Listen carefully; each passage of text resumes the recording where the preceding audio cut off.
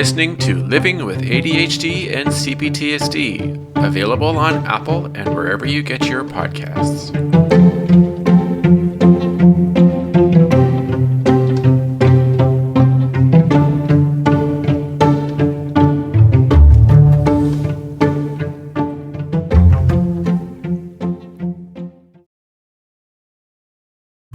Hi everyone, I just wanted to add something before the actual podcast begins.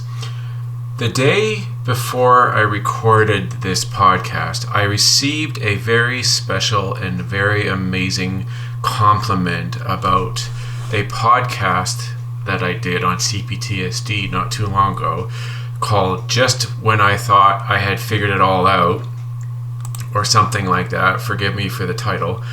I received a message from Shida, who lives in Toronto, on Ko-fi.com, which I do advertise on here.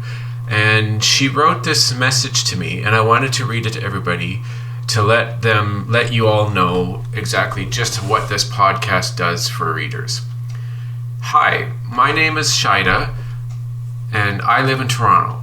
And I started listening to your podcast a few months ago. I really appreciated your podcasts, as the topics were relevant to my own life experiences. I found myself hearing myself in your experiences, and it was comforting to know that I was not alone. I am a third-year psychology and health studies major.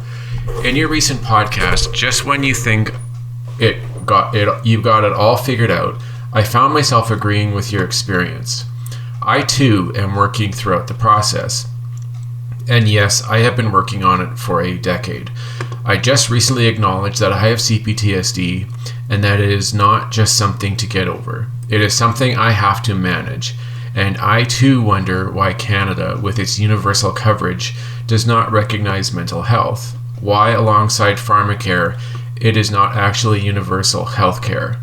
I am in school, drowning, but trying my best to achieve some credibility to go alongside my lived experience to help do, I don't know, something. Still haven't figured it out. Seems like every time I do, it seems I truly don't. Have you read Pete Walker's From Surviving to Thriving? It was my true dive into CPTSD, and I couldn't believe there was a conceptual language to explain my experiences and who I was. I wake with emotional flashbacks too often, and it has taken years to work through it. Another key thing I learned was about relational healing. If I hadn't met some pivotal people when I needed it most, I am not sure what my life would look like right now. It is through these connections that I was able to, as I discovered, find meaningful connections and relational healing. I am an orphan from Dhaka, Bangladesh, adopted by a white family in 1977. I spent decades living life feeling chronic loneliness and a desire to connect. I was raised with the narrative that I was a bad child, but the truth was I am neurodivergent, and it caused a pathway for the decades of emotional and psychological suffering, not understanding my world experience. I just wanted to reach out and say that in my journey of self-discovery, I too experienced similar thoughts and feelings, and I wonder, when will it stop? Can I ever be normal? Or is it that I have to give myself permission to be authentic, whatever that looks like? I have spent too long trying to manage myself, and so much energy is devoted to trying to conform and be in this world. I have so many ideas. One was to start a podcast like yours, and I became fearful, so I didn't fulfill it. I have found that psychotherapy is tiresome. In the end, I pay way too much, or get OHIP covered psychologists that just don't get it, or I spend the whole hour just spewing and not getting anything out of it. I find my healing comes from relational healing of people with lived experience, especially complex experiences. So many just don't get it. They never had to. Currently, I am just trying to get through school, and then I can actually fulfill all these ideas that have followed me for decades. The beautiful thing about ADHD is if we embrace it, we can do amazing things. I have just finished an audiobook called A Radical Guide for Women with ADHD, and I am starting the ADHD Advantage. I also just finished an audiobook called Moving Beyond Trauma. That's my goal. it is to move beyond trauma. I am still not is it is possible, but I would love to live life where I have the space for creativity and fulfilling my goals instead of being overwhelmed with cycling mental health and deep in my CPTSD symptoms. I wrote a lot. Your podcasts have had a positive impact on my life, and your words have helped me give language and concepts to all the things I go through. All the best, Shida. This is incredible. I have worked very hard and created so many episodes and really put my heart and soul into this, and this is exactly what has come from it. If you want to give me a compliment or a message, please do. If you really find that these podcasts benefit you and give you a positive impact in your life, please help me out. Donate. Go to ko-fi.com and donate to me either monthly or a one-time amount. Anyways, now on to the actual podcast.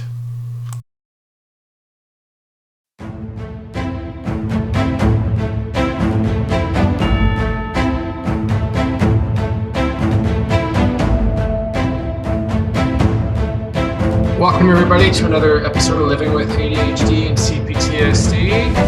Today we have a special guest on my show for CPTSD.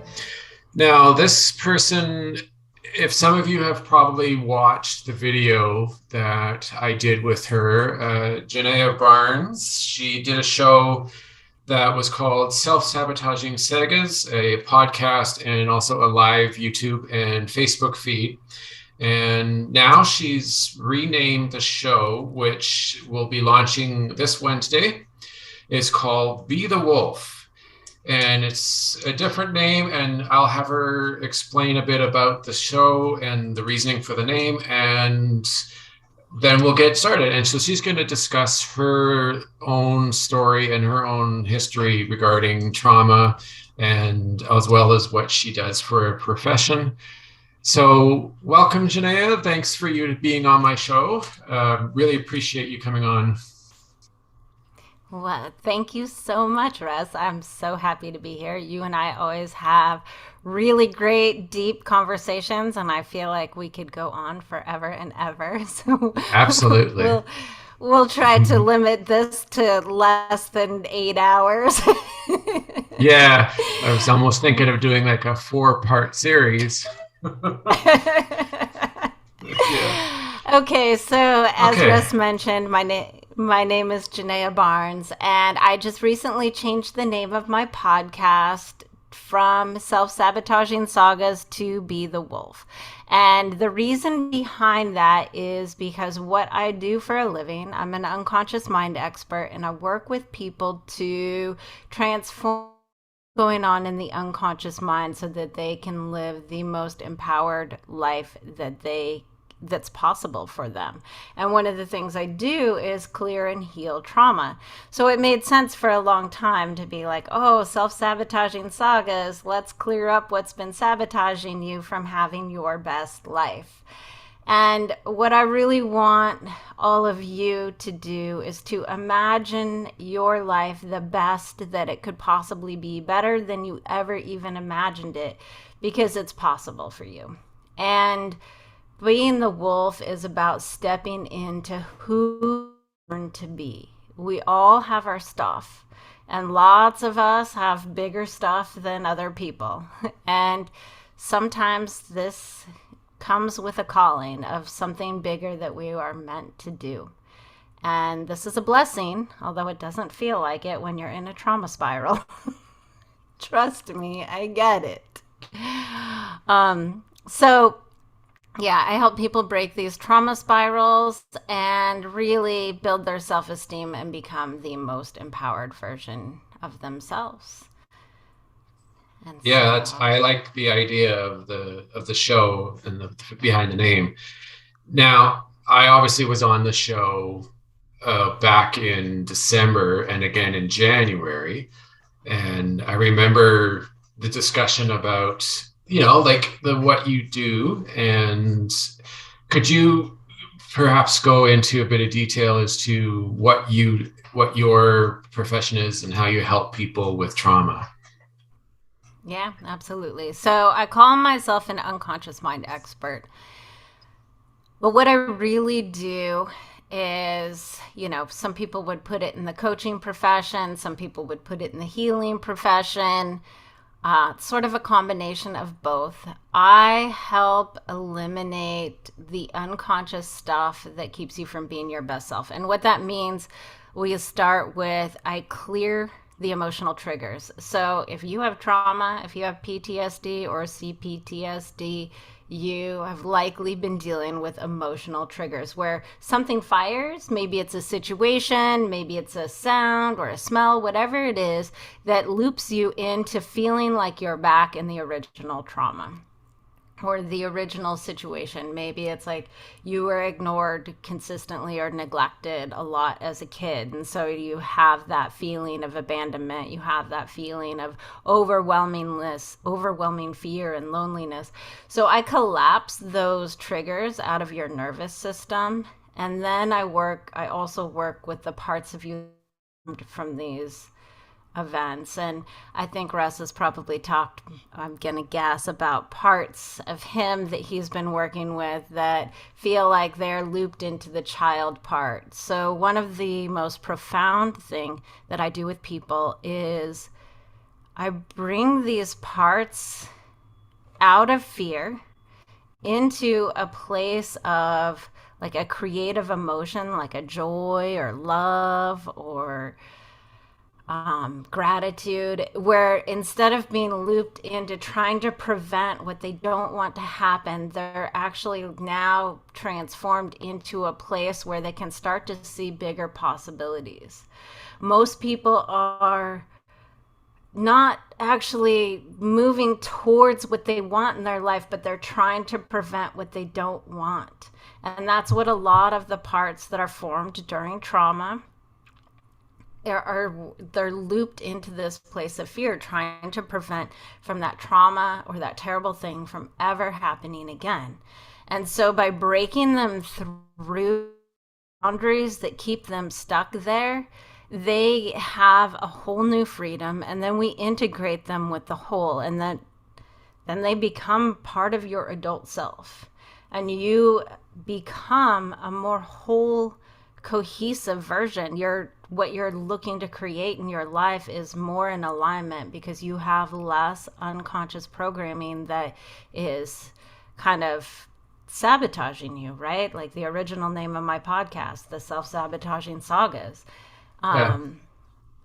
And then I teach people after we get through and we clear a lot of the main stuff and we integrate a lot of the parts. I teach people how to continue the work on your all in 6 months. We all have a lot of stuff. Even people that don't have trauma have a lot of stuff. So I teach people Yeah, to be able to exactly. heal and do the work for themselves because this is how you continue to become your most empowered version. And I think Russ has had the experience of as you heal and clear more trauma, it's like more stuff is revealed. And this is a good thing because your unconscious mind priority is to preserve the body and it will repress memory doesn't think that you have the resources to handle it. So when more stuff comes up, it means that you have gathered more resources. This mind deems it safe for you to be able to deal with those things. And this is where me teaching people how to do the work for themselves becomes so important because as new stuff is uncovered, you're not just stuck being like, okay, now I've got to go pay somebody else a whole bunch of money to do the things. You can start to work with the stuff yourself. And that gives you the power and control in your life to really do all the things you can to just create the life that you want. Absolutely. Yeah, it's important to do that work and to like just discussing it or facing it, or even just learning from it so that you can grow and expand. You're going to have at the beginning, obviously, there's going to be a lot of where you just, it's hard to discuss anything about what you've experienced when in that trauma. And as you continue your path towards healing, there's these new experiences, and you are able to, like a bubble, like that bubble expands. Or as in with when you were doing that session together, like the boundary, right? You were Yeah. breaking that boundary, and something new would there be there, or there'd be more information, or there'd be more that you're touching on. And Right. it's just a continual process, and each time you're getting closer and closer to that healing, where you feel more safe, Yeah. and you're having That's less the triggers and less key. trauma. Yeah. Right. That's the key right there, feeling more safe. And I love that you use the language of expanding because that's really what it is. Like, fear is such a contracting emotion. And when we're looped into these little trauma spirals and locked into these parts behaviors, we are feeling very contracted and we're moving from sort of a contracted frequency, right? They can actually measure the frequency of emotions. And when you break the part out of that, it feels expansive because you literally have moved it into a higher frequency. Not to sound like we could sound hippy dippy on that, but but they can literally measure the frequency of emotions. Yeah, Yeah. it's powerful. And I want to say something real quick because I think this is important. This is one thing that's special about the work that I do. And Yeah, for sure. you did some work with me, and you did not I want you did not have to talk about what it was. We just identified the part that we were going to work on, and you didn't have to tell Yeah. me all the stories and all the beginnings of why all the things happened. Right. That's one of the big pieces that I love about this work is you don't have to relive the trauma, which is Yeah, important. it's safer for people, especially if they have if it's the trauma is really significant and severe. It Hmm. definitely is healthier and safer for them when they're starting out. Right. Because I know that there are some therapists who, like, they push it, and that person can be almost like completely re-experiencing that trauma Yep. in real time, and it feels like they're not getting any better. They're just, it's like they're almost re-traumatizing themselves. Yeah, exactly. I think now is actually probably a really good time for me to talk about my story and Absolutely, get yes. into kind of what really led me into this work was my own journey.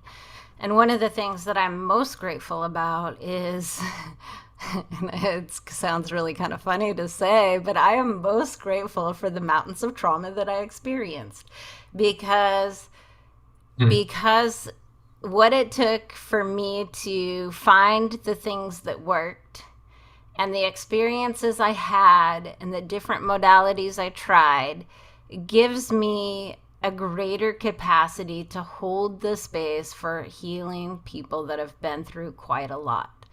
There's some people that might do some of the similar work that I do, but their background is maybe softer than mine was. And Yeah. they might not be able to handle the healing and the space that it requires to hold for you to be able to heal your trauma. Because here's the thing, in the work I do, you're actually the one doing the healing. I'm just guiding you along the way. But being able Yeah. to hold the space, I think, is important. And also, I believe that your unconscious mind has a good idea about who can hold the space and who cannot. So, if you were to work with somebody that maybe couldn't hold the space, your unconscious mind probably would not let you go as deeply as it would with, say, somebody like me. So, Right. that being said, let me tell you a little bit about my story. And I love that I can smile and laugh about it because there are no more emotional triggers left in there. I've done the work. Good. Yeah. So we can start. I was a 4-year-old little girl. I used to run around. My mom was not paying much attention, right? A little bit of abandonment there. And my Mm-hmm. best friend lived up the street. He was a Vietnam vet and a junkie. My mom thought he was a little boy, but he was a grown man.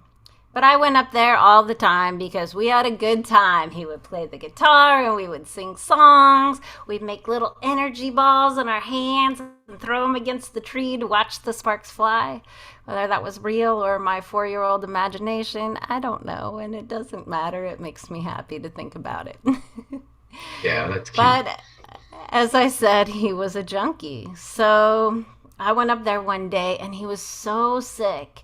And he was in such a state, and I was terrified for him. I wanted to help so much. And I was like, what can I do? What can I do? He said, Genea, go home. There's nothing you can do. I really want something sweet, and I feel like I'm going to die. And so I heard my little 4-year-old self, I was very emotional. I heard, oh, if he gets something sweet, he'll live. And if he doesn't get something sweet, then he's not going to live. So I ran home. I'm like, I can fix this. And I ran home and I jumped up under the counter. I pulled open the cabinets. I was going to bring him some sugar. And my mom, she comes in and she's like, Genea, what are you doing? And now remember, she thought he was a little boy that lived up the street. And I was hysterical because I thought this was a life and death situation. And I was like, Carl's going to die unless I bring him sugar. And she sat me down. She said, no, that boy is manipulating you. He will not kill himself if you don't bring him food. So she misheard me, right? All these emotional communications, misheard. Yep. So I was a good girl. I did as I was told, and I did not bring him any food. Well, a couple days later, you know that feeling sometimes you wake up, you just know something's wrong. I had that feeling. And I ran out of the house. My mom and her friends were partying in the living room. They didn't even see me go. I ran out of the house, ran up to his house, into his room. Got there just in time, held his hand, and he looked at me and he said, Genea, you are magic. And then he just drifted away. I didn't realize at the time, but he had just overdosed. And so I got home. I later came home, and my mom, as you can imagine, was incredibly shocked to see me walk through the door at sunrise. She is still up from the night before. And let's say my butt got a little bit of a beating there. So I formed a lot of beliefs that day because when you have your emotions so overwhelmed, anything that's said to you, beliefs and things that you think are often anchored into your neurology. I believed that my mother could not be trusted. I believed that I had to figure out another way. And I believed that if somebody was not well, it was up to me to fix it or they would lose their life. So this was my first big trauma, compounded by a lifetime of, well, a young lifetime of, like I said, my mom and her friends partied a lot. I was left at the babysitter whose kids used to lock me in the closet and leave me overnight, tie me up, lock me in the closet. The babysitter would shove food down my throat till I threw up. My mom would disappear for days. I mean, I know now that she called the babysitter and told the babysitter that she wasn't going to be home. But I didn't know that as a 4-year-old, 5-year-old, 6-year-old kid. I just thought my mom No. didn't love me, right? She always Yeah. was like partying, and all those things were so much more important than me. And I'm sure many of your listeners can relate that feeling of neglect and abandonment over and over, combined with the fact that twice I was sexually assaulted before the age of 8. on top of it all. So my underlying program was fear. Oh, and we can also throw in the fact that I was almost abducted 3 times. All this before the age of 9. And at the age of 9, your default mode network starts to come online. And this is a circuit in your brain that starts filtering for everything that you've seen before. Previous to that, you're just sponging up every single thing. So those of you that have experienced a lot of this stuff when you were young, they become your baseline unconscious mind programs. And mine was fear. I didn't know it most of my life. I thought, even as I got older, I thought, oh, growth and expansion, that's my number one value. That's what's most important to me. But underneath it, it was safety and fear. So what that did to my brain is I was always tracking for things that were unsafe, which means, of course, I was focused on the things that were unsafe. And you get what you focus on. Your mind can only focus on so many things at once. Like, I'm sure many women and other people have tried to talk to their friends or lovers when they're watching TV, and they can't pay attention to both things at the same time. There's only so much you can focus on. And if you're always tracking for safety and what's going to prevent the things that you don't want, that's what you're going to notice and what you're going to create in your life. Exactly. And as a result, of course, in my life, outside of like romantic relationships, I became hyper independent, right? Abandonment, I have to do it all myself, can't count on anybody, don't let anybody help because they're just going to drop the ball and abandon you. But inside relationship, I was looped into that needing love and desperately wanting the love. So I was super codependent, and my relationships would trigger all of those fears, all of those abandonment issues, all those need for attention, neediness, all the stuff that really doesn't formulate the most healthy relationships. Right. Yeah, that's not good. And then, we start the journey, right? We start the journey after one of my first relationship that I really thought I was going to marry this guy. And I was devastated when we broke up. I lost 30 pounds in a month, which is a lot. Oh, wow. But I decided, it's like we model our parents, right? And my mom stuffed all of her emotions. And most people have been sort of taught or modeled to stuff your emotions. And when you do that, you're telling your nervous system that you do not have the resources to handle that situation. Because when you don't process emotions fully, this is what happens in trauma, or when you're super overwhelmed, your unconscious mind thinks that you don't have the resources to actually do it and to process and handle the situation. So I decided I'm not going to end up like my mom. I'm going to feel my feelings. This was my first conscious step towards healing, is allowing myself to feel the feelings. And it sucked. Yeah. Jeez. And then I started doing some yoga and getting some body work, some like massage therapy. And for many of us who had trauma, one of the ways we managed to get through it was by dissociating from our body. And doing yoga, practicing yoga and receiving body work was a really great first step. And so for those of you, if you know that you dissociate sometimes, this is a great first step to starting your journey, really, is getting into the body, doing things like yoga that stretch your muscles, that actually open up some of the trauma in your body and allow it to move and heal.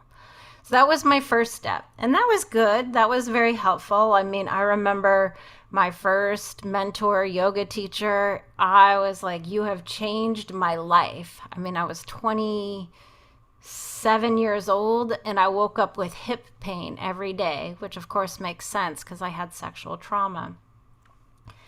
And then, Yeah. I did what most people do when they feel like, oh, maybe something is wrong. And I started going to therapy. Like, I didn't admit to myself that something was wrong. I was telling myself, well, I just think it's a good idea to go and be able to talk to a neutral person. And, Yeah. but as I look back on it now, I was reaching for something. But therapy is sort of the thing that everybody knows about. They don't know that there are other methods of healing out there that work. Yeah. So Exactly. I went to therapy and I uncovered that I had mommy issues. And sometimes I wonder, like, did my first therapist just really open Pandora's box and screw up my whole life? Yeah. No kidding. Well, she didn't really, but Good. Yeah. what happened as a result of that is I slipped into this big victim mentality. Everything was my mom's fault. Everything was because of the neglect. And I didn't even remember all of my traumas yet because, remember, the unconscious mind is burying some of that stuff because it doesn't think you're ready. So I didn't even remember all that I had been through yet. And now I just like, my life is terrible. I feel horrible inside, which I always did. I always put on a happy face, though, because I could never let anybody know that I was struggling, right? I would tell Yeah. people I'm going to therapy because everyone should just have a neutral person to talk to. um, but yes, I was slipped into that super victim mentality. It's all my mom's fault that I feel like this. It's horrible, blah, blah, blah. And then I stopped seeing that therapist and I went on for a while. And then I got involved in a relationship that triggered every single one of my childhood issues. I mean, it was the melting pot of every single trigger I could ever experience. And on top of that, I was sexually assaulted in that relationship as well. So here I am. I so desperately wanted to be loved that even after the sexual assault, I maintained a friendship with him. I mean, I worked with him, so in some ways I didn't have a choice. But we would have these late nights. I worked in a bar at the time. We both worked in a bar. And I'd have these late night arguments on the street while I was drunk, while I'm operating in my unconscious mind. Because when you're intoxicated, that default mode network kind of softens and all the stuff in your unconscious mind comes out to play. And so there I would be on the street just begging him to understand why what he did to me hurt me. And over, he just could not see it. He could not have the empathy. And I'm just like shaking him. I even tried to hit him, all kinds of ridiculous, over the top things. But what really was happening is I was saying the things that I needed to say to my mom. It wasn't about him. I was in a trauma loop. I mean, of course, he did things that were not great to me, but I was in a trauma loop and I was reacting less to what he had done and more to what I had experienced as a child. And then I eventually came clean, right? That's a shame. It was shameful. I kept all that stuff inside, and finally I started telling people what had happened. And that was when it was me beginning to take my power back, me beginning to have some control in my life. And then we got him out of my workplace, and that was a positive thing. And of course, here's when my unconscious mind started to say, oh, look at this. She has some more resources. Oh, Yeah. let's pull back the curtains and show her what is there. So Wow. I had been traveling the country, or I had been working on a project about ghost bikes. And I don't know if you're familiar with what ghost bikes are, but for your listeners, ghost bikes are bicyclist memorials. They're bicycles that are painted white and locked to an intersection where a bicyclist lost their life. And I became super fascinated with them. I rode a bicycle, but I wasn't one of those crazy obsessive bicycle people. I just liked riding a bike to and from work. Yeah, I And see those around here. yeah, so Yeah. did a Kickstarter. I used to be a photographer, an artist. I guess that, of course, that's still in me. That's a piece of me. Yeah. And then I did a Kickstarter and I did a road trip traveling the country photographing these ghost bikes. And I eventually self published a book. But what was special, it's interesting because your unconscious mind tries to tell you things, it's trying to communicate with you. And I photographed everything related to death. I photographed ghost bikes. I photographed roadkill. I photographed cemeteries. I photographed dilapidated buildings. That was it. I didn't want to photograph anything pretty. Everything was sort of about death and destruction. And then I started to have the flashes of the memories. And the flashes of the memories came, if those of you have had PTSD or anything, you probably are familiar with those fragmented flashes of memories. And I desperately wanted to understand. So I would play these memories in my head over and over. I went back to therapy. And between the relationship that I was in and this stuff coming up, there was so much. I was overwhelmed. So I went back to therapy. I had a great therapist at this point. But I was playing this stuff over and over. I was talking about it constantly. And I was just etching the neural pathways of this trauma deeper and deeper into my brain. I did some hypnotherapy to try to uncover the memories. Your unconscious mind will only let you see what it thinks you can handle, even under hypnosis. So that's one thing I always want to tell people if they come see me, is that your unconscious mind is going to protect you. It's going to only give you what it thinks you can handle, even if we were to do a hypnosis session. Sometimes it's about peeling back the layers to build the resources till you can get to the crux of it. And so I just, it's all I knew how to do is therapy. And I knew some hypnosis, continued with the yoga. And then I eventually moved to New York and I started seeking out. I had recovered most of the memories by this point. And then I had woken up one day and I remembered that I thought it was all my fault what happened to Carl. So I carried that burden with me unconsciously my whole life, which is why I so desperately needed to fix everybody. Because I couldn't bear, unconsciously, there was a part of me that believed I was a murderer. That it was, if I had just gotten the sugar or had found another way, that I would have saved his life. Oh, wow. So I had all this stuff going on, and I started seeking. I needed help, so I tried everything. I sought out shamanic healers, and I did some shamanic journeying. One of my powerful things I brought back with me at that time was my little girl version of me. And I think you're familiar with the reparenting your young self. We're just going to take a quick break here, and then we'll come back with Genea Barnes and continue our podcast.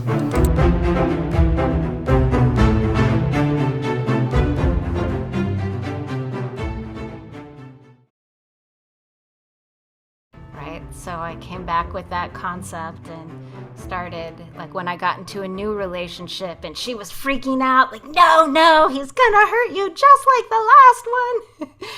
It was, I just had to say, look, this is a different person. I had to really speak to my little self like an adult. And that was helpful. It was definitely helpful. It helped me make some changes. And I think this is where a lot of people are when they're doing the parts work is they're communicating with the parts, and it makes a big difference. And then I Absolutely. sat ayahuasca ceremonies. Yeah. Ayahuasca ceremonies, psychedelics, that was powerful, and it did some healing. It took some of the emotional charge out of that initial situation. It took my first ayahuasca ceremony sort of collapsed the emotional charge of when that man sexually assaulted me when I was older, when I was an adult. So that kind of collapsed the emotional charge, and it allowed me some freedom in that space. So I wasn't triggered as much, which was incredibly powerful. And then, I had this place of listening to my intuition, and my adrenal systems were all screwed up, which I think a lot of people that have CPTSD and trauma end up with screwed up adrenal systems. Stuff gets out of whack, hormones get out of whack. And I started using sitting some combo ceremonies. And combo is an Amazonian frog poison. They Yeah, you like told me about that. I was like willing to try anything that's going to make me feel better. At the time I was Yeah. really dipping into it for the physical healing, and it helped me heal candida. It helped me balance my adrenal systems. And I did some other things. I worked with a naturopath as well. But one day I realized, I was like, whoa, I haven't been doing anything else other than this, but some of my emotional charges from my traumas is less. And what combo traditionally in the Amazonian tribes, they would use combo before a big hunt because it would help quell their fear, and it would help them focus.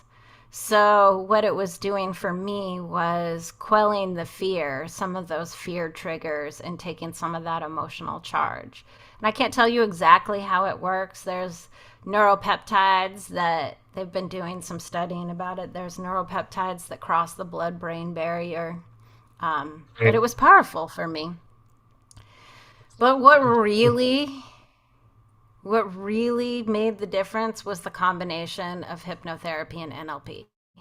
It really comes down to even the ayahuasca, even the combo and the shamanic healing, all of those things were accessing the unconscious mind. Those were things that were the most supportive, but they were a direct line to the unconscious mind.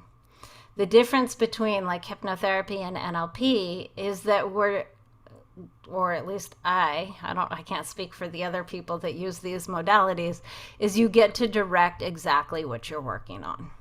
So if you have trouble with, maybe you don't want to be as codependent or a people pleaser anymore, we can target those specific parts and things that are creating that.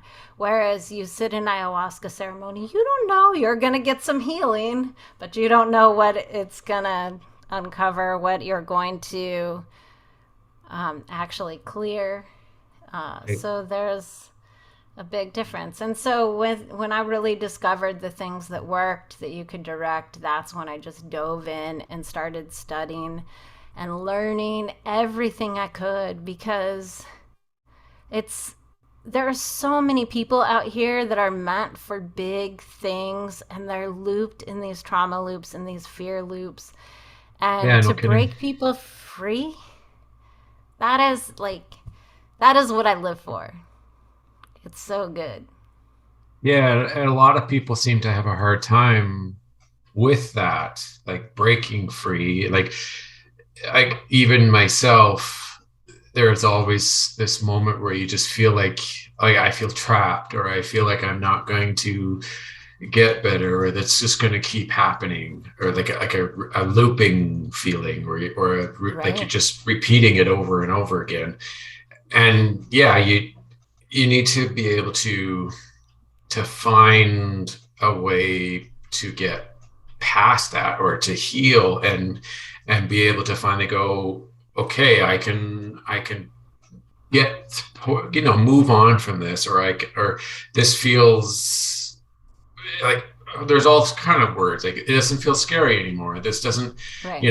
my, and when if with parts, they feel like that part is trusting them more, or Mm-hmm. they're safer, right? So they feel like they've made progress. They can move forward in life, and they feel healing rather than feeling stuck in a loop, like a trauma loop, Right. or like there's no hope, like. Yeah. I mean, that's the thing is when you're in those loops, the depression, the despair, all of that stuff that builds up because people don't know that you can actually break free from it. And it's not a well-known thing. I see top personal development people talking about how they're working with parts in the way, like, this was part of why I was like, Ross, let's please do a session because I want you to know that the parts can Yeah, actually break out of this. And I see these top people in the field talk about the parts, right? Because this is really, it's the most profound and I think effective thing that's becoming more mainstream is understanding the parts, which is so yeah, good. And learning to love and accept those parts of you is so good. And that kind of yeah. leads me into, you know, when you start to identify the parts of you that loop into these trauma loops, it is so important to love and accept them and just know that they're trying to do something good. Because when you get mad at them, like, oh, I can't believe I did that again, oh, and you get mad at them, they feel like a little kid that's being shunned and they feel like they're bad. And when you feel like you're bad and you feel like you're not enough, it diminishes your self worth, it diminishes your self esteem. So, my favorite side effect of all the healing work that I do is that you begin to fully trust yourself, you begin to develop a strong sense of self worth and self esteem. It becomes easy for you to say no. Like, I remember not that long ago, some person had been hassling me to go out with them for a long time, and I said no, probably 20 times. And finally, Yeah. they just came at me with all of their emotions about how I was causing them like this pain, and I was like, this is not my stuff. Like, this, I knew this, and I just drew the boundary. I cut it. I'm like, no, we're done. And my past self, remember that codependent self that needed so desperately for people to like me, could never have done that. And it happened in an instant. Like, it was reactive. It was reactive, and like, I need to do this because this is the best thing for me right now to take care of myself. And Right. that is what becomes possible. It becomes possible for you to take care of yourself in an instant, unconscious way. And when you do that, you're Mhm. making the choices that build your self-esteem. And that's the side effect of the healing work.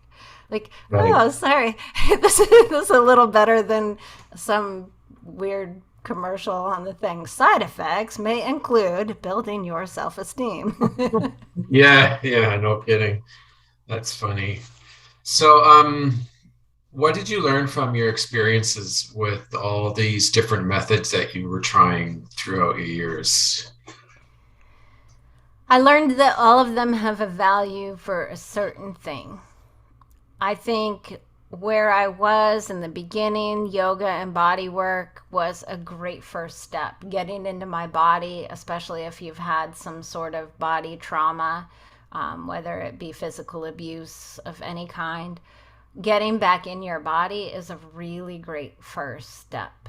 And I still use those modalities today because they're enjoyable and they feel good. And it helps release the emotions that are trapped that I've cleared out of the nervous system, but we still get to get them out of the muscles.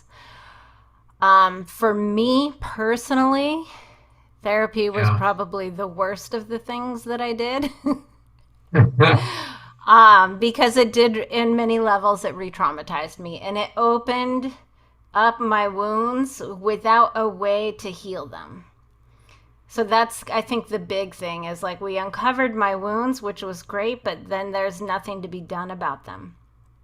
Yeah. And the sitting ayahuasca ceremonies, I've also done some other psychedelic, like in a healing way, not just like, let's go trip, let's go out and trip, but that stuff, it offers insights and it offers some clearing of the stuff in the body. It clears some of the toxic like junk in the body and it shows you like what's on the other side of the boundary. But I've found that you still have to come back from it and break through the boundary still. But once you can see what's on the other side of it, that opens a lot of doors.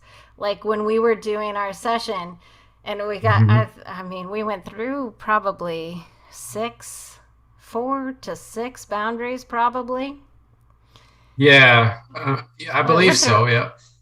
we went through quite a few, but if you could Yeah. have a window of where we were going and what it really felt like when you got through the last one that really opened everything up, that's sort Mhm. of what my experience with the psychedelics was, is it showed you what's possible. And then Right. you come back and you come back to normal and you've changed because you now know that there's something more out there, right? Before you were stuck Yeah. in this thing that this is all there is and you have to deal with it. So Yeah. knowing what's possible, I think, is a really beautiful thing. Oh, absolutely. Yeah. And then the combo was a surprise. I didn't expect to get healing on an emotional level from that. I was using it for physical healing. And oh, I did Right. transformational workshops too. I didn't talk about Oh, that. Some yeah. of those were really great. The ones that had experiential exercises, because the experiential exercises are the ones that tap into the unconscious mind. So the ones that really tapped into that kind of thing, it was Yeah. powerful. And I started to learn, I learned of things about beliefs and some other things, so that was helpful. But again, I go back to the combination of the hypnotherapy and the NLP, like just going right into the unconscious mind and like breaking things through. And I think for me, I don't know if most hypnotherapy and NLP practitioners, I don't know that they're working with parts in the same way that I'm doing. I think a lot of them, and I'm not positive on this, but a lot of the ones I've met will get you through one boundary. But if you've got trauma, you've got probably four, at least probably more than one boundary to get through. So to really get to that expansive place, and like, we had to do our session in 2 sessions because Yeah. there's only so much the brain can take and process. And that's, again, it's like Yeah, sort of for a knowing. sure. I'm like, okay, we're at a point where we can't break through. And it feels like your Yeah. brain is lifting weights. Do you remember that? Uh-huh. Absolutely. The amount of like, yeah, I don't think I've ever felt quite like that ever, to be honest. Like that was a very Yeah. different and unique experience both times. Right. Yeah, absolutely. Yeah. Wow. Yeah. Would you go That's ahead? Yeah. that's the thing that in my experience really has been the most powerful. And I do the work on myself just the way I teach people to do the work on themselves. And again, only do the work on yourself if ever I teach you. Don't try and do it to other people because unless you get the training to actually do that. Yeah, no kidding. So I know you said that the therapy was one of the worst parts, like from your experiences, but would you change anything in your journey towards your healing? Like that you think back on and you go, I wonder, like, whether there's anything that you would change? Not in a million years, because my journey has given me the bandwidth to understand all of the things at a deeper level. And don't get me wrong, therapy can be a really beautiful thing. And for Yeah. me, especially my third therapist, she was incredibly supportive, and that was something I didn't really have anywhere else in my life, and that was highly beneficial, incredibly Excellent. beneficial. And she understood me in a way that my previous therapists had not. So that support and feeling heard and understood, I think everybody that experiences a lot of CPTSD can really understand how important feeling seen and heard can be in your journey of along the Yeah. healing. So that was valuable. For me, I think because I did all the things, I am way better at what I do. I've had certain circumstances, especially with people that had a lot of trauma, where I've had to pivot and shift and had them go through like some things that were a little more akin to an ayahuasca ceremony, but I understand what's happening because I have this wide breadth of knowledge. I actually had a lot of I reached out and tried to get a lot of help, and a lot of people couldn't seem to help me in the way I needed to be helped. They couldn't see what really needed to be clear. And so I would learn from them, and I'd take a little piece and I'd apply it to myself and figure it out. And I think that was the greatest gift in the long run. It was not the greatest gift for making my journey shorter, but it was the greater gift for what I get to bring to the work that I do and what I get to do with people, because I have so much more ability to pivot and shift and deal with whatever might come up. So Yeah. I wouldn't change a damn thing. That's good. Well, see, yeah, I know, because there's a lot of people who they they don't really know what to do. Well, first off, they need to like admit to themselves or say I have a problem and then seek the help. But there's a lot of people who they're scared or not sure how to go Yeah. about it, so they try different things, or they try, they might go through multiple therapists because perhaps that the first one or the second one that they're seeing is kind of not, doesn't seem to understand, or doesn't really, they don't connect well. And so Right. there's not a level of trust that's being built. It's, you have to have that trust with the therapist or whoever you're talking to find any possibility of making breakthroughs, or of healing and making and going forward and making some Yeah. progress. Because you know I don't know exactly how it is down there, but most people where I am from can't exactly just every 2 weeks go, okay, I'm going to try a new therapist, I'm going to try this therapist, like, Right. Yeah. right, like it's not free. Yeah, So you can't just exactly. go and try a new one every day of the week. Well, I think a couple things that you can kind of keep in mind is look for somebody, first of all, that is exhibiting what you want. So if somebody still feels like if they have if you want to have like a joyful, free life and your therapist looks like a basset hound, they're just like frowny, that might not be the right therapist for you. You want to Yeah. first off look for somebody that has what you want, right? And Yeah. then you want to also find out where they've been, where they've come from, because, and I firmly believe this, that you can only take somebody so far as you yourself have been. Like Mm.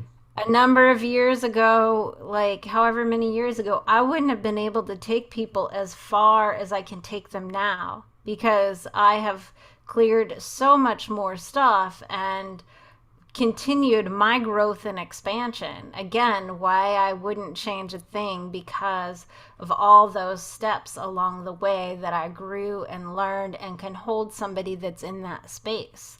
And Right. so that's I think a piece of it when you're looking for the right fit for you, whether it's a therapist, a coach, a shaman, whatever it is for you. Yeah. Um, Look for somebody that you know is is where you want to be, and look for where they have come from. Like, if they're really happy and free and full of life, but they've not experienced any kind of trauma in their life, it could be, maybe it's a good person to model for, like, how to live that kind of life, right? But they're not going to be able to Yeah. heal your trauma. So, be conscious about what you're choosing them to help you with. I Mm. remember one friend, her therapist put her on antidepressants because she was like, I just want you to understand what it feels like, where you're trying to go. So maybe you might Mm. hire somebody that's really never experienced a lot of trauma so you can start to observe the way they are and the way they think. And that might be beneficial for you on your path. But really, you want to get clear on what you want Yeah. and look at where Absolutely. they've been and look that they have the things that you want. You're not going to, like, people do this all the time. They ask people for financial advice that don't have money. Yeah, that's Mom, what very, do very you think true. I should do? Like, mom has 2 grand in the bank and that's it. That's like she's never had more than that. Yeah, what do you think I should do? Should I invest in this thing? Like, don't ask her. She doesn't have the right answers. Yeah, exactly. That's funny. I know. Yeah, look. Yeah. Yeah, it's true. I don't think someone who's dealing with their own trauma, whether it's complex, complex trauma, and it's a repetitive, chronic trauma related, or if it's like a PTSD, where like a single event has caused them Right. to feel. I think if they strictly have no like voice of their own, if they go out and they try to find someone who helps them, but they don't have any thought or they don't do any research before they go see someone, like, because not every therapy style or not every sort of method is going to work for every single person. Some, because there's different levels of, somebody may have some mild trauma that it's affecting their life, but it's not like causing them to be unable to function at all, right? Like, and then there are some that it's so severe that they literally are completely, Right.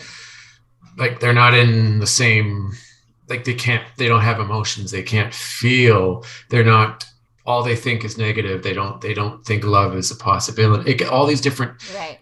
issues. And so if they don't question it, or they don't do research, or they don't think about what's happening, they could sit there for years seeing somebody and getting nowhere. And if they don't look and go, is there something else, or is this the right treatment, is this, like, because I know a number of years ago, before my current therapist, I went to see somebody, and I was always skeptical initially, because I grew up with that. And I remember I was talking about relationship and social anxiety, and I had never even gone anywhere near the kind of understanding and knowledge that I have now. And if I had just, gone with what was going on at the moment, I would probably be nowhere close to where I am today. Like the amount of healing that I have and I'm getting there, I would have been close because I wouldn't have questioned it, or I wouldn't have, like, Right. you have to be able to do your own work and know what you're looking at, and don't just take one person's information and think, oh, that's it, there's nothing else or no questioning, because you got to get something out of it. And if you're there for 2 years or 3 years, Yeah, and you try feel like you're 20. getting, People go to, yeah, yeah. exactly. Yeah. I mean, I If did you got 10 no years. progress, yeah. I did 10 years of therapy. I think this is one thing, and I'm going to give this to your listeners because this is really important. I think this will help everybody if they Okay. take the time to do this. Yeah. Most people, when they come to me, and the first question I ask is, what do you want? And most people say, I just want to be happy. And I just want to be Mhm. happy is about getting out of pain. They don't actually, and then they might not actually take the steps because the next day they might feel a little bit better. Right? Tony Robbins Yeah. says that people change when the pain of staying the same becomes greater than the pain of change.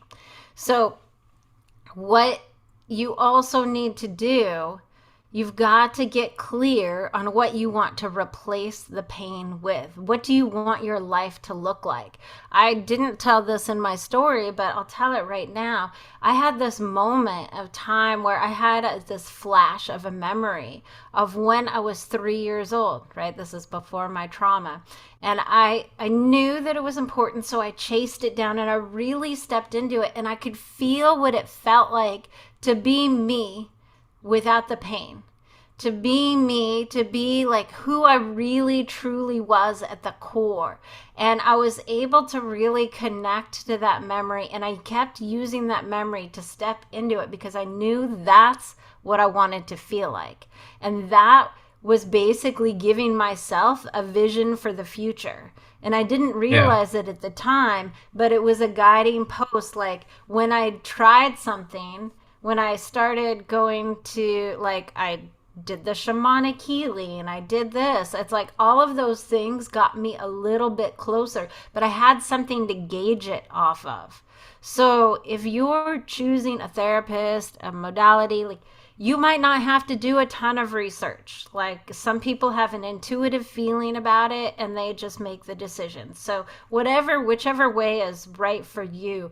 But if you can get really clear on what you want your life to look like, that is the question you ask the person you're working with. Can you help me get this? And how will you help me get this? How Yeah. long will it take to get this?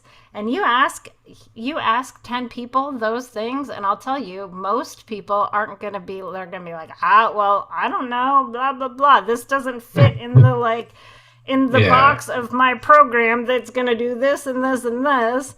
um, but if you're clear on what you want in your life and what you want to feel like, that is going to be the biggest guiding post, because you're going to be able to tell if you're working with somebody for 6 months or a year, or am I getting closer to feeling like that, or am I actually getting worse? You'll have a gauge. It's like it's a measurable thing when you create a vision that you want for your life. Absolutely. That's really smart. I actually think that's quite wise, because I'm sure there's a lot of people out there who they go in not even knowing what to expect, or they just they're like almost like looking, it's kind of like wanting their mother to some degree, right? Mm-hmm. Like instead of asking the right questions and being and doing your due diligence, it's no, I think it's not a lot different from trying to find the right lawyer or the right partner. If you got to ask questions, you got to search and not be afraid to ask, what are you going to do for me? What's your method? How do Right. you work with this? If you just sit there and go, here's my problem, fix me, like, it, you know, Well, again, that's that disempowering thing, right? Is people want the yeah, magic pill. Like, just fix me. I don't want to have to do anything. Just fix me. And some of the work yeah, I do feels a bit like a magic pill, but you still have to be the one to guide your brain, your thoughts, all of those things. You have to be the one to pull the plug and sign up. You have to be the yeah, one that, like, if you're a person that needs to shop around, you've got to shop around. If you're a person that has an intuitive hit, then, actually take the leap. It's what you have to take the steps to yeah. actually get the thing that you want, but you got to know what you want in order to get it. Yeah, exactly. You have to take ownership of what you're dealing with. You have to know what it is that like you might not necessarily know what it is you're struggling with, but you need to take ownership that there is something wrong. And Yep.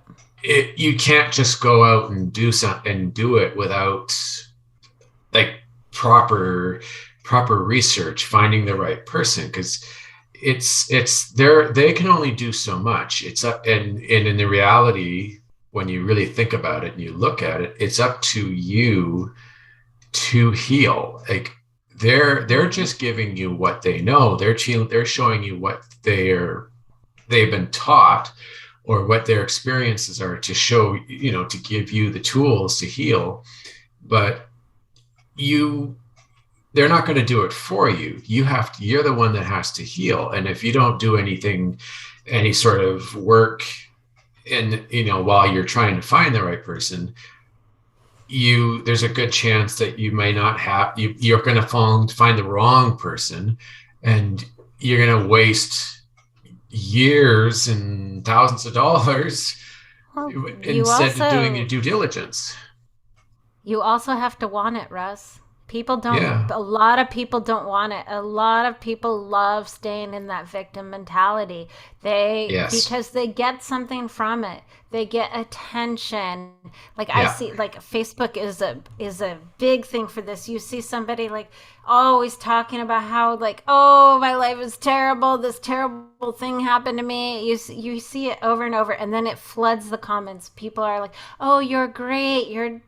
You're wonderful, you're beautiful, all this stuff, and that makes them feel good. So a lot of times people don't want to get rid of the problem because they're getting some secondary benefit from it. Like, Yeah. I've seen people that don't want to get rid of a problem because they've built a business around the problem. Well, if I don't have this problem anymore, where does the I can't make a living anymore, you Yeah. know? Yeah. No kidding. So, Yeah. yeah, that's a I big know one. They gotta there's want it.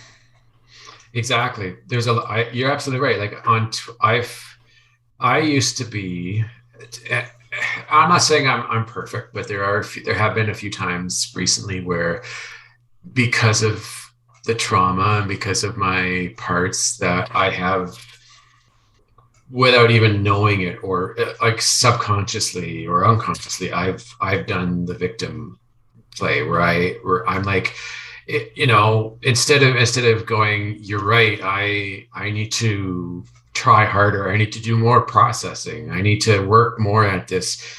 I I fall back on it's because I have this. It's because I'm whatever, Right. like I'm autistic, or I'm trouble, or I'm trauma.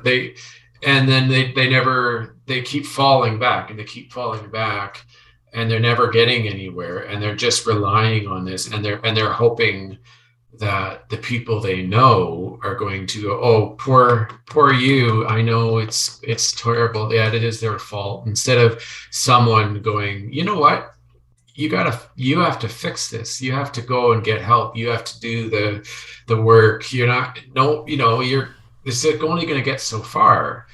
And like you say on the Facebook thing, like with people, playing victim, and then all these people going, oh, you're such a great guy, how, that's so sad. It's same thing on Twitter. Like Yeah. I see a lot of people on Twitter that do the same thing, where they come on, and their whole purpose on Twitter is to talk about how the world's unfair, or that this guy is being like, and they're not empowering themselves, and they're giving all these people this impression that that they're bad, or they're weak, or they can't Right. get any help, and they shouldn't be putting themselves out there in that way. They should be going, I need to, I know what I need to do. And if it's giving up social media to heal, they got to give up social media. They have to make the tough decisions, and they can't if they keep asking for people to almost like coming up to them and saying, you're such a great guy, you don't deserve this, blah blah blah. It's up to you. You're the only one who's going to make it better. Well, and that I think, it's called the secondary gain, right? It's like the grandma that's afraid to leave the house, like never wants to give that up because now her family comes to visit her, right? There's a secondary Right. gain from it. But here's the thing, I want to like everybody plays a victim at some point in their life. People that are like, I am Yeah. not a victim, like I am strong and powerful. Everybody does it at some point. So, don't ever beat yourself up about it, but look for it and recognize it. Because here is the big reason why you want to really flush that out and not play the victim. Everything you do builds or diminishes your self esteem. And when you roll over and not take responsibility for your life, you are diminishing your self esteem. When you don't take care of yourself, you are diminishing your self esteem. You cannot run from yourself. No matter what your disability is, no matter what your gender, your color is, when you did not step up and do your best, when you decided to just not do it because of something outside of you, like, oh, well, blah, blah, blah, whatever victim story you might have. And the more you lay down and do the things that diminish your self esteem, the harder it is going to be for you to heal. Yeah. Because half of the stuff that's going on in our minds and our bodies and our feelings when we are stuck in trauma loops and CPTSD and PTSD is that we feel like we're not a good person because in our mind it's somebody made us feel that way. Well, it's up to you to change that. And Yeah. you sit there and you witness every time you use it as an excuse. It's almost like you could just be like, no excuses. Sometimes, taking some time off and resting might be the thing that builds your self esteem because you're honoring yourself. Other Yeah. times, getting off your butt and going out and doing something is the thing that will build your self esteem. It's context dependent, but you see it all. That's an excellent point, and I absolutely love that, what you said there, because that is so true. And funny you mentioned that, and I just thought of this as well. If you're dealing with trauma and you have parts, how do you ever expect to get anywhere and heal if instead of helping those parts and loving those parts, you're blaming them for your problem? You're never, because 100%. they want to yeah, they need to trust you, and they need to feel safe. And if you're saying that stupid part, it's the part's fault, why did that part have to do this, you're that part isn't going to go, oh, he trusts me, he wants to help me and make me feel safe. That part's just going to be like a kid with a parent who's yelling at them all the time, that the child's going to go, why do I even bother? I'm just going to get yelled Right. at. Yeah, and you're not holding on to your self-acceptance, right? You're not accepting parts of you. By hating those parts of you, you're not accepting those parts of you, and it damages your self-worth. It damages your self-esteem. Self-acceptance is a big part of self-esteem. It's like self-efficacy, knowing that you can do things, completing tasks and goals, right? Self-worth, self-acceptance. There's consciousness and responsibility, taking responsibility for your life. All those things are components of it. And taking responsibility for your life means taking the steps, the best steps that you can in your particular situation to heal and expand and better yourself, to break free of the stuff that's holding you back. Exactly. It's not easy. Obviously, it's never going to be easy, but you soon learn I think it's like learning a new, I don't know, like playing an instrument or learning something fun. When you start to see the progress and you start to see that it's exciting and that, hey, this is fun, this is good, you're going to be a lot more willing to keep going and continue that path than if you're always struggling, and because you're more likely to quit. If you're not doing well. It's easier than staying in pain. Yeah, exactly.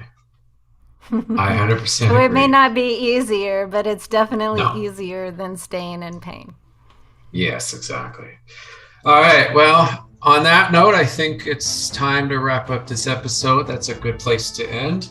I would love, thank you, Genea, for coming on my show and telling your side, your experiences and your story, and telling us about what you do. I think this was fantastic, and I'm certain that my audience is going to get a lot out of this, and they're going to be really excited. Awesome. Thank you so much. I appreciate being here. I love having conversations with you. And as your audience can probably see, we could go on forever. Absolutely. I know. Yeah. Well, that's good. Okay, everybody. I will have in the link in my episode a website link and a show link, and there will be a bit of a bio on Genea. So if you want to look her up, or if you're in the New York area and you want to maybe try a session or see what she can do for you, if you think it's your thing, or it will be helpful, then you can give her a contact and go from there. You can also check out her shows. Yeah, go ahead. A side note, I work with all my clients over Zoom, so they don't have to be in New York. Exactly. Yeah, okay, there you go. Yeah, you can, anybody from anywhere can pretty much get help with her. Yeah, that's true. You don't have to be in New York. I'm still not used to this. Yeah. Yeah, there you go. Thank you so much, Russ. This has been so much fun. Absolutely. I had a lot of fun today with this. All right, everybody. That's today's episode. I'll talk to you next week. All right. Bye, guys.